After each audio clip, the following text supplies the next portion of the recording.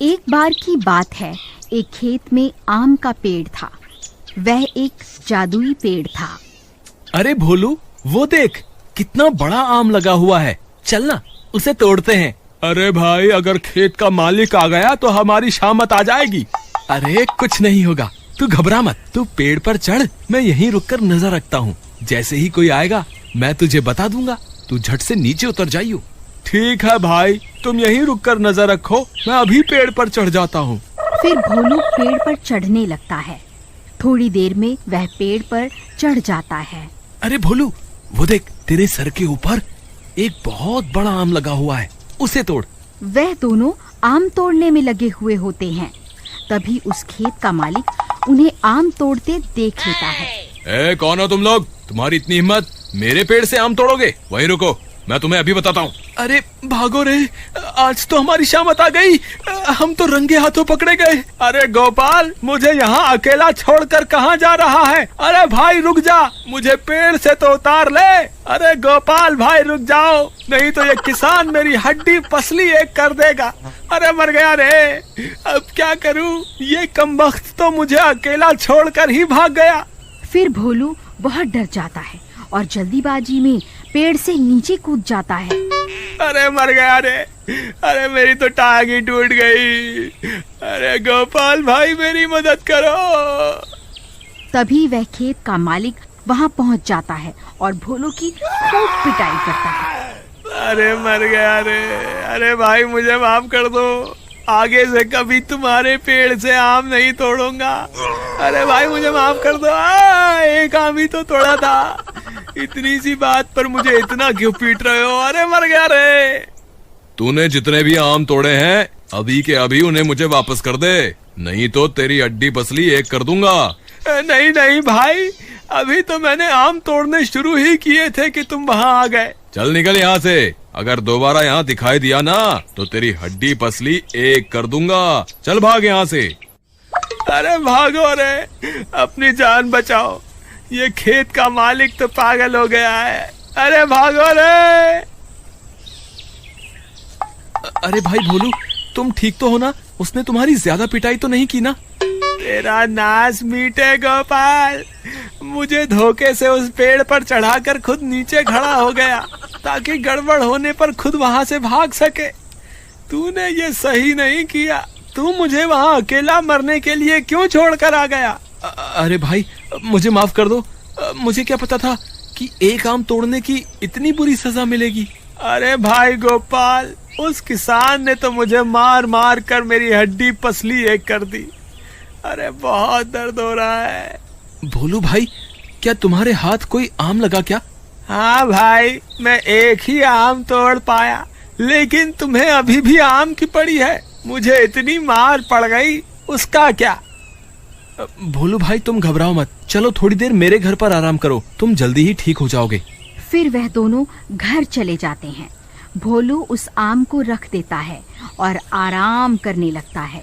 तभी रात होने पर अचानक से वह आम चमकने लगता है। उस आम की चमक से भोलू की नींद खुल जाती है। अरे ये क्या है? ये इतना क्यों चमक रहा है? अरे ये तो वही आम है जो मैंने आज पेड़ से तोड़ा था, लेकिन ये सोने की तरह इतना चमक क्यों रहा है? अरे गोपाल सुनो, जल्दी उठो, ये देखो ये क्या है? अरे भाई ये क्या है? ये तो सोने की तरह चमक रहा है। भाई ये वही आम है जो आज सुबह हमने खेत से तोड़ा था। मुझे लगता है ये कोई जादुई आम है, मुझे तो ये सोने का लग रहा है। फिर भोलू उस आम को खाकर देखता है, लेकिन वह सोने की तरह एकदम सख्त होता है।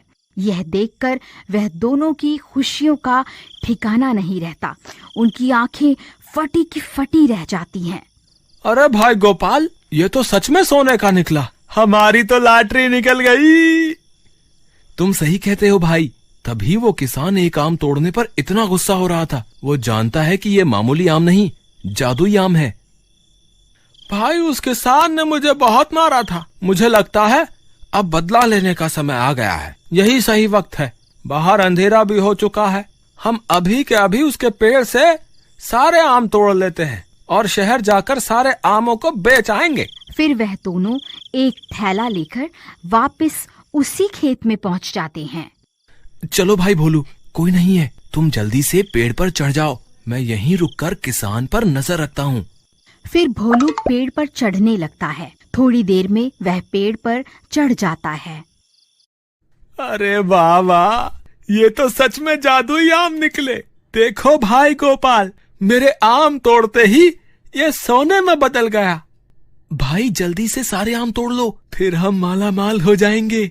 फिर अधिक लालच के चक्कर में भोलू और ऊपर चढ़ जाता है और सारे आम तोड़ने लगता है।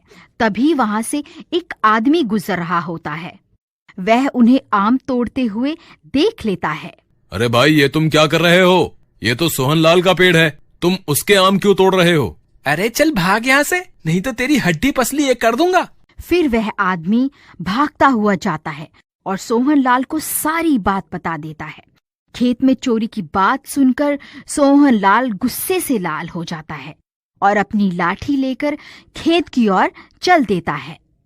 अरे चोरों, रुक जाओ, अभी के अभी वहीं रुक जाओ, नहीं तो तुम्हारी खैर नहीं। अरे मर गए रे।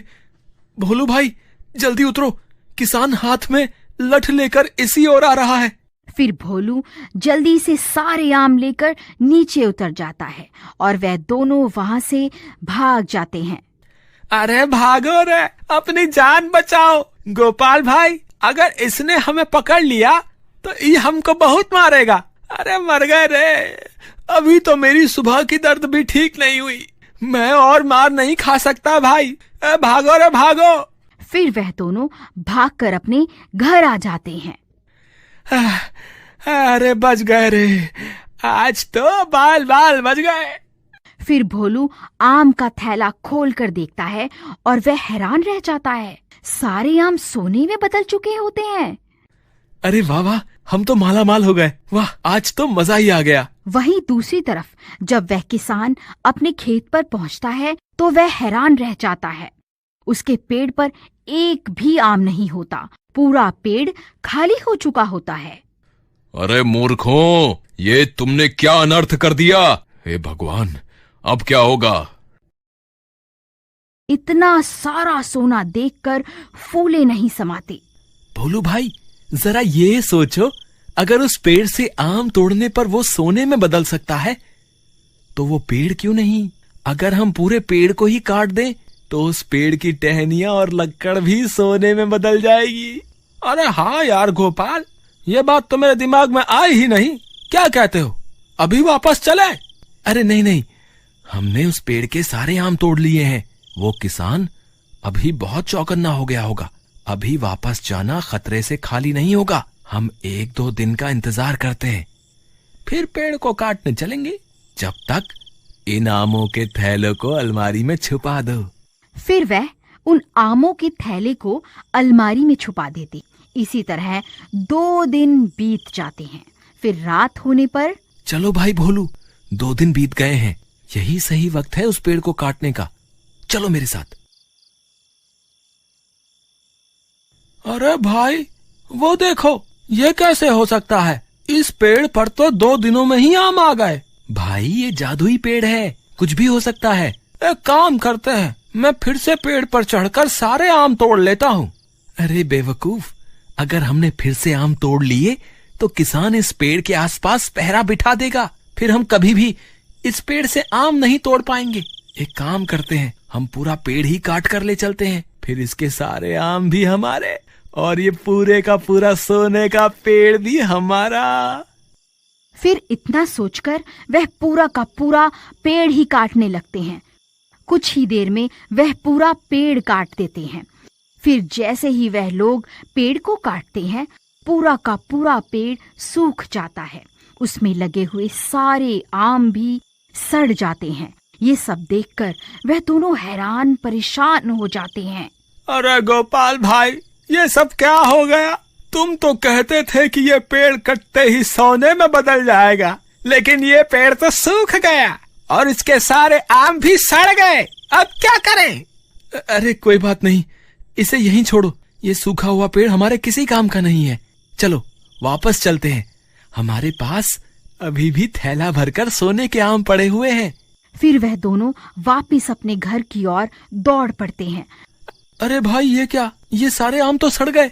अभी थोड़ी देर पहले तक तो ये आम सोने के थे, अचानक इन्हें क्या हो गया? भाई, मुझे लगता है उस जादुई पेड़ के कटने की वजह से ये सारे आम भी सड़ गए हैं। हमारा ज्यादा लालच ही हमें ले डूबा। काश हमने ज्यादा लालच ना किया होता।